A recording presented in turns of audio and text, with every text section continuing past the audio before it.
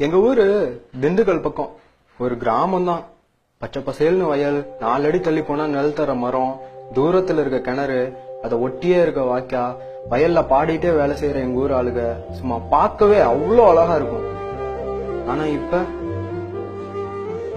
விரிசல் விழுந்த நிலம், பத்தி போன கிணறு, இந்த வருஷமாவது மழை வருமான்னு வானத்தையே பார்த்துட்டு இருக்க எங்க ஊர் ஆளுக பார்க்கவே ரொம்ப அசிங்கமா இருக்கு.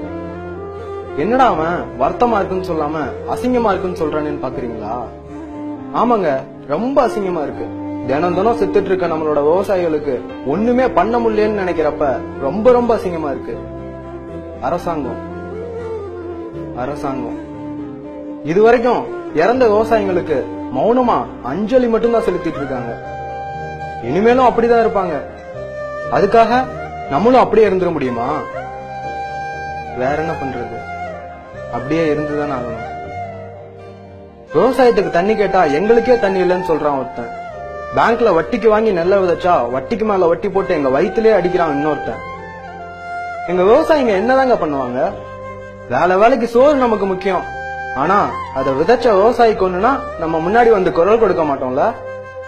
இங்க யாரையும் குறை சொல்றதுக்காக நாங்க சொல்லல, நடக்கிறத நடந்துட்டு இருக்கிறத சொல்லிட்டு இருக்கோம். இன்னும் நம்ம பீஸா பர்கரை 3 வேளை சாப்பிடுற காலத்துக்கு மாறல. அது மாறாம இருக்க நம்ம கொஞ்சமாவது மாறணும். அந்த மாற்றத்தை இப்பவே ஆரம்பிங்க. வாய்ஸ் ஃபார் ஃபார்மர்ஸ் இந்த ஹேஷ்டாக்ல உங்க கருத்தை ட்விட்டராவோ பேஸ்புக்ல போஸ்டாவோ பதிவு பண்ணுங்க.